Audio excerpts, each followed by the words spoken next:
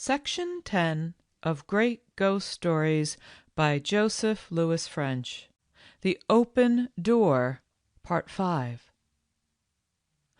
The road to the station and the village lay through the glen, not by the ruins. But though the sunshine and the fresh air, and the beauty of the trees and the sound of the water were all very soothing to the spirits, my mind was so full of my own subject that I could not refrain from turning to the right hand as I got to the top of the glen, and going straight to the place which I may call the scene of all my thoughts. It was lying full in the sunshine like all the rest of the world. The ruined gable looked due east, and in the present aspect of the sun the light streamed down through the doorway as our lantern had done, throwing a flood of light upon the damp grass beyond.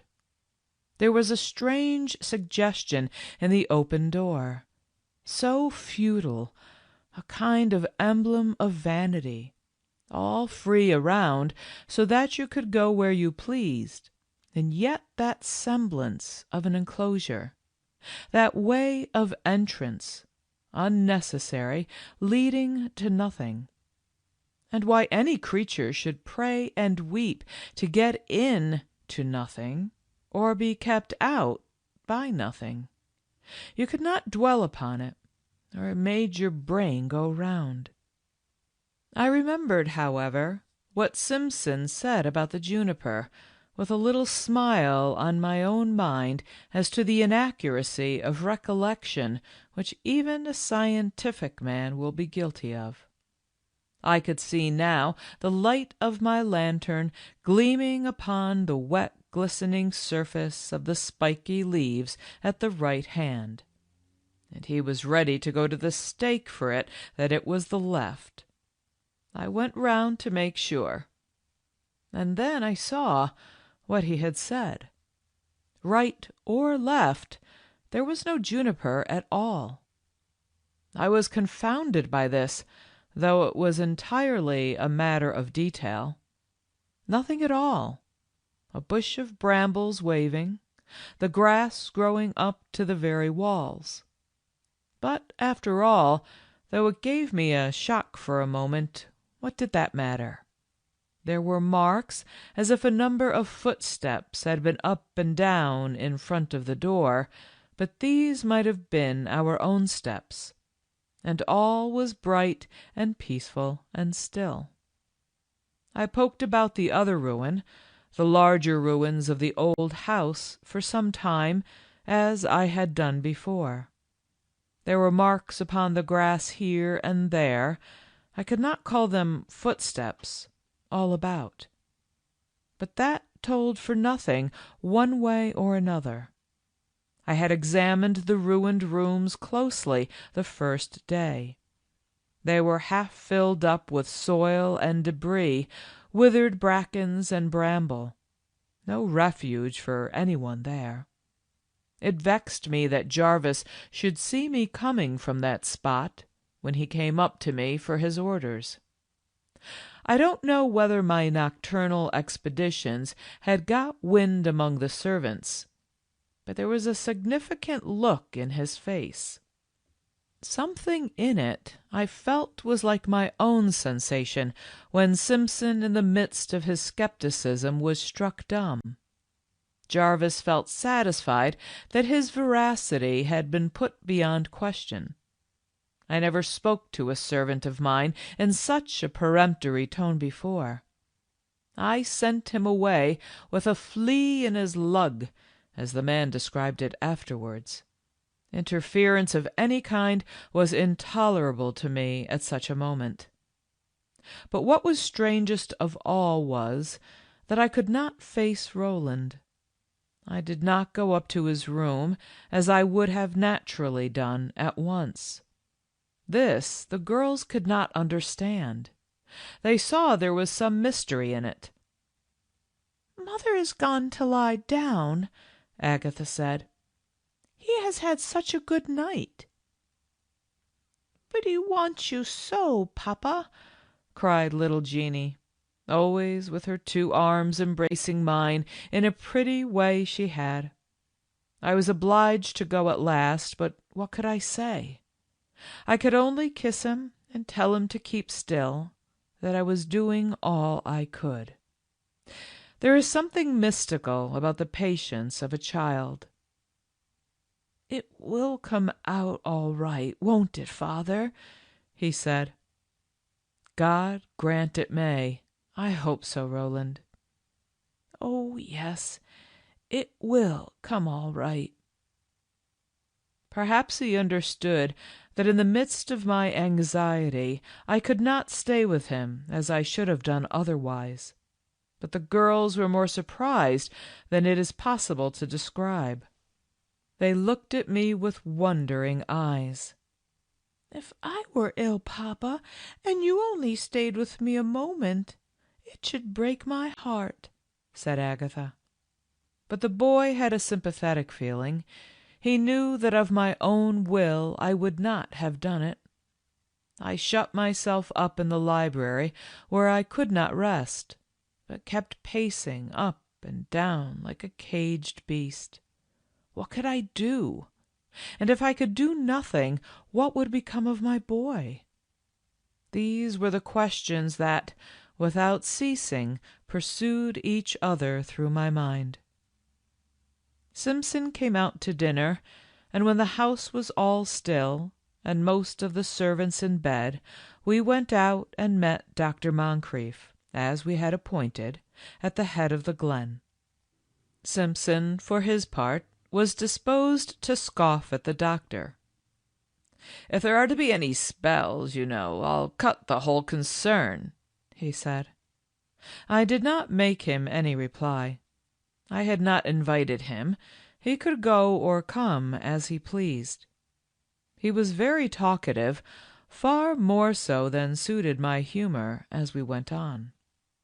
"One thing is certain, you know, there must be some human agency," he said. "It is all bosh about apparitions. I have never investigated the laws of sound to any great extent, and there's a great deal in ventriloquism that we don't know much about."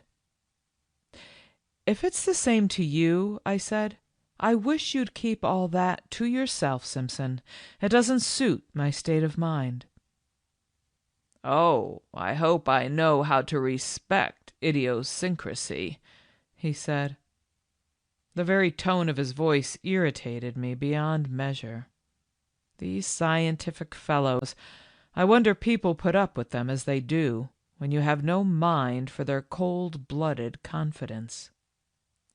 Dr. Moncrief met us about 11 o'clock, the same time as on the previous night. He was a large man, with a venerable countenance and white hair, old but in full vigor, and thinking less of a cold night walk than many a younger man. He had his lantern, as I had. We were fully provided with means of lighting the place, and we were all of us resolute men. We had a rapid consultation as we went up, and the result was that we divided to different posts. Dr. Moncrief remained inside the wall, if you can call that inside, where there was no wall but one. Simpson placed himself on the side next the ruins, so as to intercept any communication with the old house, which was what his mind was fixed upon. I was posted on the other side. To say that nothing could come near without being seen was self-evident. It had been so also on the previous night. Now, with our 3 lights in the midst of the darkness, the whole place seemed illuminated. Dr. Moncrief's lantern, which was a large one, without any means of shutting up, an old-fashioned lantern with a pierced and ornamental top, shone steadily, the rays shooting out of it upward into the gloom. He placed it on the grass, where the middle of the room, if this had been a room, would have been. The usual effect of the light streaming out of the doorway was prevented by the illumination which Simpson and I on either side supplied. With these differences, everything seemed as on the previous night. And what occurred was exactly the same, with the same air of repetition, point for point, as I had formerly remarked. I declare that it seemed to me as if I were pushed against, put aside, by the owner of the voice as he paced up and down in his trouble, though these are perfectly futile words, seeing that the stream of light from my lantern and that from Simpson's taper lay broad and clear, without a shadow, without the smallest break, across the entire breadth of the grass. But just as it threw itself sobbing at the door, I cannot use other words, there suddenly came something which sent the blood coursing through my veins and my heart into my mouth. It was a voice inside the wall, my minister's well-known voice. I would have been prepared for it in any kind of adjuration, but I was not prepared for what I heard. It came out with a sort of stammering, as if too much moved for utterance. "Willie, Willie, oh, God preserve us! Is it you?" I made a dash round to the other side of the wall. The old minister was standing where I had left him, his shadow thrown vague and large upon the grass by the lantern which stood at his feet. I lifted my own light to see his face. He was very pale, his eyes wet and glistening, his mouth quivering with parted lips. He neither saw nor heard me. His whole being seemed absorbed in anxiety and tenderness.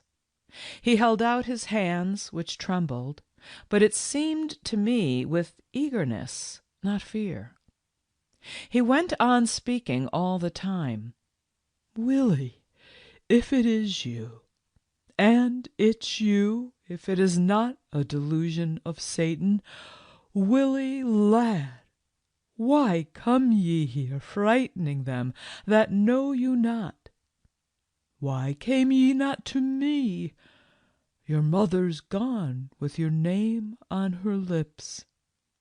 Do you think she would ever close her door on her own lad?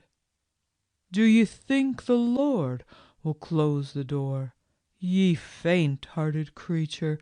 No, I forbid ye, I forbid ye!" cried the old man. The sobbing voice had begun to resume its cries. He made a step forward, calling out the last words in a voice of command. "I forbid ye. Cry out no more to man. Go home, ye wanderin' spirit. Go home. Do ye hear me?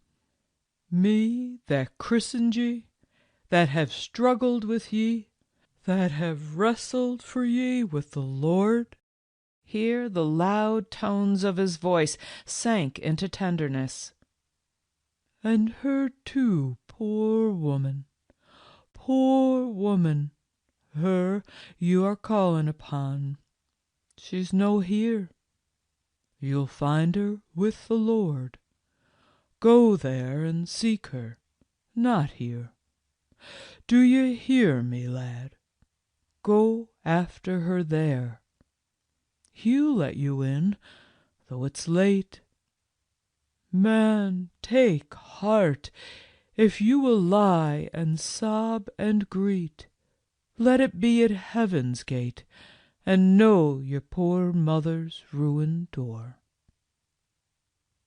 He stopped to get his breath, and the voice had stopped, not as it had done before, when its time was exhausted and all its repetitions said, but with a sobbing catch in the breath as if overruled.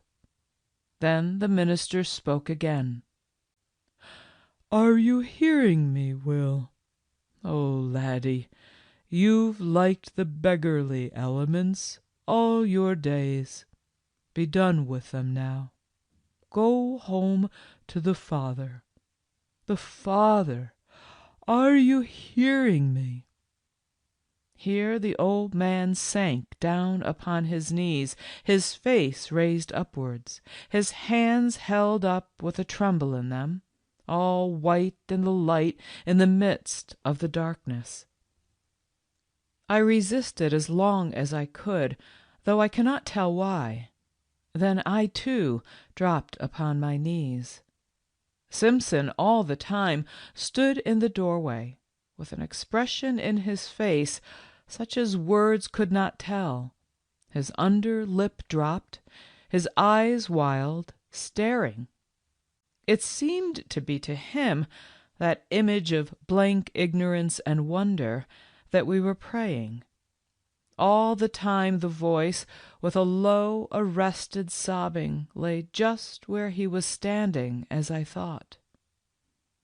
"Lord," the minister said, "Lord, take him into thy everlasting habitations. The mother he cries to is with thee. Who can open to him but thee? Lord, when is it too late for thee? Or what is too hard for thee? Lord, let that woman there draw him in hour. Let her draw him in hour." I sprang forward to catch something in my arms that flung itself wildly within the door. The illusion was so strong that I never paused till I felt my forehead graze against the wall and my hands clutch the ground, for there was nobody there to save from falling, as in my foolishness I thought. Simpson held out his hand to me to help me up. He was trembling and cold, his lower lip hanging, his speech almost inarticulate. "It's gone," he said, stammering. "It's gone." As long as I live, I will never forget the shining of the strange lights, the blackness all round, the kneeling figure with all the whiteness of the light concentrated on its white, venerable head and uplifted hands. I never knew how long we stood, like sentinels guarding him at his prayers, but at last the old minister rose from his knees, and standing up at his full height, raised his arms, as the Scotch manner is at the end of a religious service, and solemnly gave the apostolical benediction. To what? To the silent earth, the dark woods, the wide-breathing atmosphere, for we were but spectators gasping an amen. It seemed to me that it must be the middle of the night as we all walked back. It was in reality very late. Dr. Moncrief himself was the first to speak. "I must be going," he said. "I will go down the glen as I came." "But not alone. I am going with you, doctor." "Well, I will not oppose it. I am an old man, and agitation wearies more than work. Yes, I'll be thankful of your arm. To-night, Colonel, you've done me more good turns than one." I pressed his hand on my arm, not feeling able to speak. But Simpson, who turned with us, and who had gone along all this time with his taper flaring, in entire unconsciousness, became himself skeptical and cynical. "I should like to ask you a question," he said. "Do you believe in purgatory, doctor? It's not in the tenets of the church, so far as I know." "Sir," said Dr. Moncrief, "an old man like me is sometimes not very sure what he believes. There is just one thing I am certain of, and that is the loving kindness of God." "But I thought that was in this life. I am no theologian." "Sir," said the old man again, with a tremor in him which I could feel going over all his frame, "if I saw a friend of mine within the gates of hell, I would not despair but his Father would take him by the hand still if he cried like you." "I allow it is very strange, very strange. I cannot see through it. That there must be human agency, I feel sure. Doctor, what made you decide upon the person and the name?" The minister put out his hand with the impatience which a man might show if he were asked how he recognized his brother. "Tuts!" he said in familiar speech. Then more solemnly, "How should I not recognize a person that I know better, far better, than I know you?" "Then you saw the man?" Dr. Moncrief made no reply. He moved his hand again with a little impatient movement, and walked on, leaning heavily on my arm. We parted with him at his own door, where his old housekeeper appeared in great perturbation, waiting for him. "Eh, me minister, the young gentleman will be worse?" she cried. "Far from that. Better, God bless him," Dr. Moncrief said. I think if Simpson had begun again to me with his questions, I should have pitched him over the rocks as we returned up the glen. But he was silent by a good inspiration, and the sky was clearer than it had been for many nights, shining high over the trees, with here and there a star faintly gleaming through the wilderness of dark and bare branches. We went up to the boy's room when we went in. There we found the complete hush of rest. My wife looked up out of a doze and gave me a smile. "I think he is a great deal better, but you are very late," she said in a whisper, shading the light with her hand that the doctor might see his patient. The boy had got back something like his own color. He woke as we stood all around his bed. His eyes had the happy, half-awakened look of childhood, glad to shut again, yet pleased with the interruption and glimmer of the light. I stooped over him and kissed his forehead, which was moist and cool. "All is well, Roland," I said. He looked up at me with a glance of pleasure, and took my hand and laid his cheek upon it, and so went to sleep. For some nights after, I watched among the ruins, spending all the dark hours up to midnight patrolling about the bit of wall which was associated with so many emotions, but I heard nothing and saw nothing beyond the quiet course of nature. Nor, so far as I am aware, has anything been heard again. Dr. Moncrief gave me the history of the youth, whom he never hesitated to name. I did not ask, as Simpson did, how he recognized him. He had been a prodigal, weak, foolish, easily imposed upon, and led away, as people say.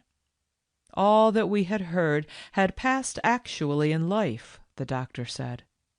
The young man had come home thus a day or two after his mother died, who was no more than housekeeper in the old house, and distracted with the news, had thrown himself down at the door and called upon her to let him in.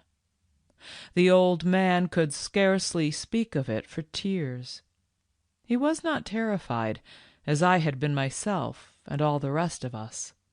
It was no ghost, as I fear we all vulgarly considered it to him, but a poor creature whom he knew under these conditions, just as he had known him in the flesh, having no doubt of his identity. And to Roland it was the same.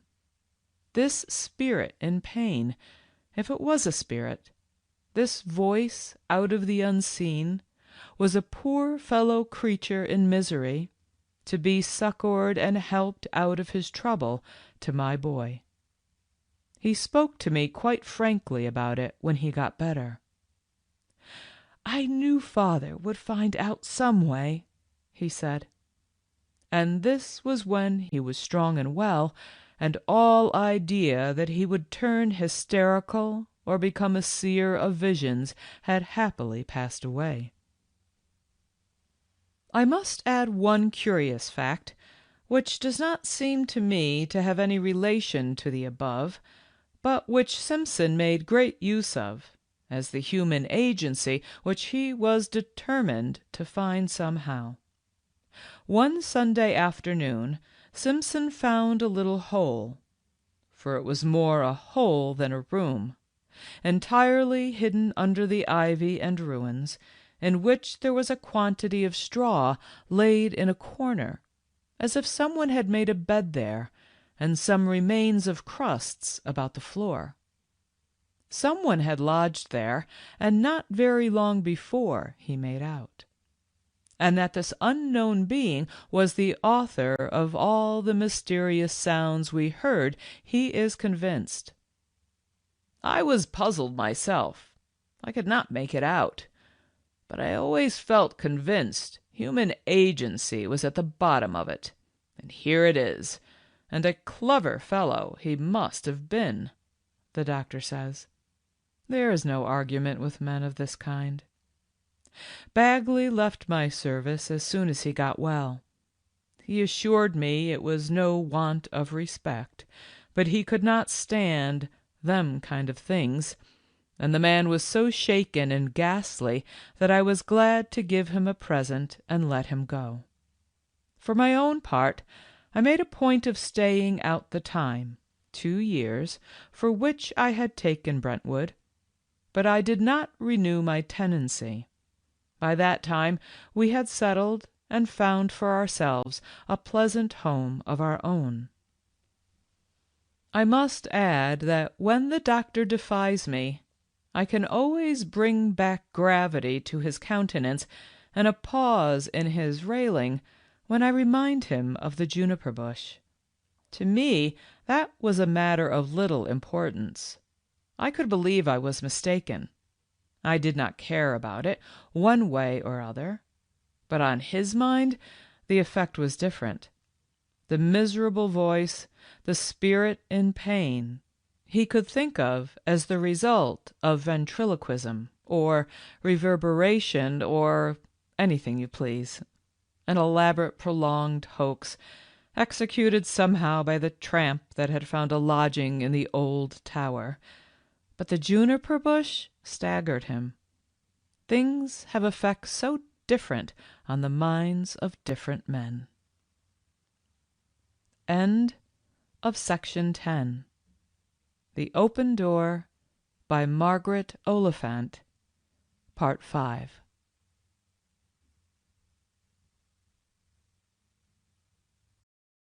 Please subscribe to update new videos. Please share and like if you enjoyed the video. Thanks so much.